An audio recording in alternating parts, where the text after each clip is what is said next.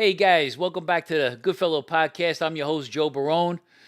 I got a little short story for you about me collecting money.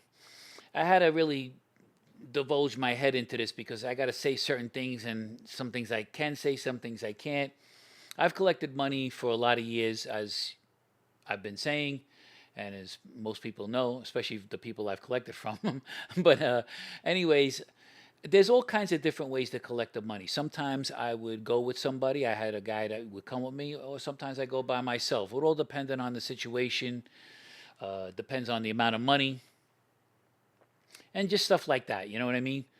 But on this one particular situation, the guy was out of town. So, yeah, look, it wasn't that far. It was actually, I think, Pennsylvania maybe. But I still don't like to drive that far. It was kind of like a homebody.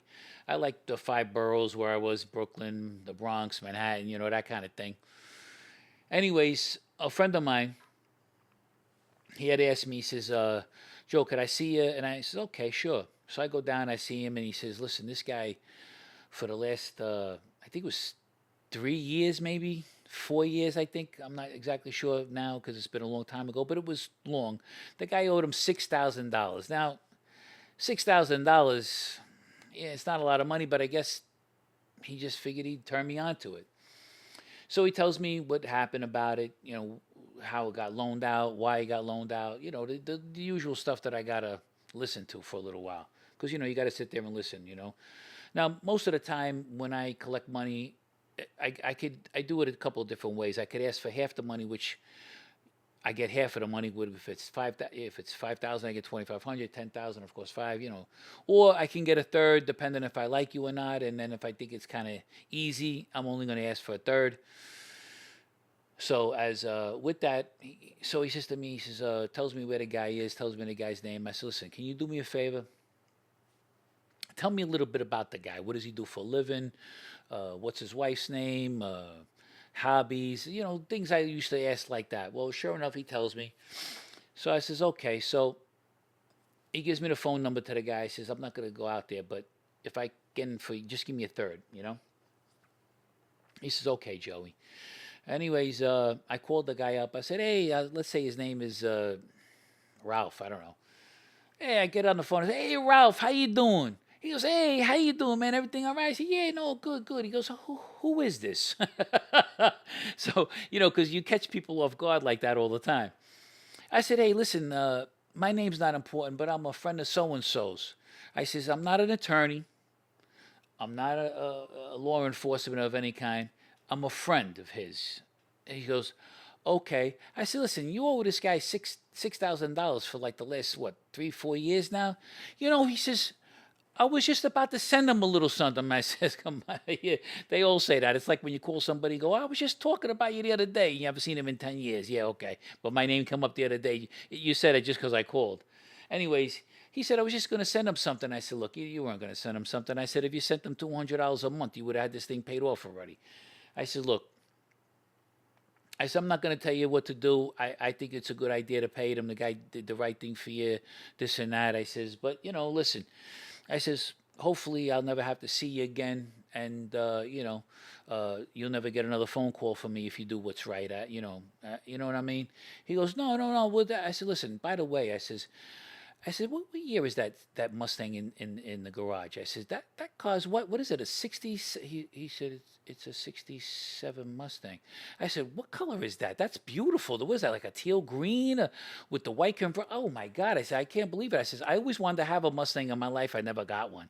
I says, but I tell you, if you ever look to sell it, man, I tell you, I would look to buy that from you. I mean, it's a nice car, beautiful, the way you keep it. So he got quiet for a second still. I said, and what about Maria, your wife? I don't know if her real name was Maria. I'm just making it up.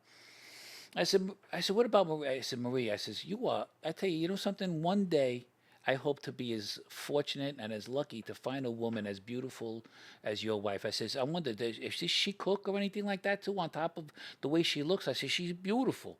I says, and, and how long did you have to get that degree to get to where you are to this day, because I says I never went to school that much, you know what I mean? I'm just a street guy. So with that, I gave him a few little things like that.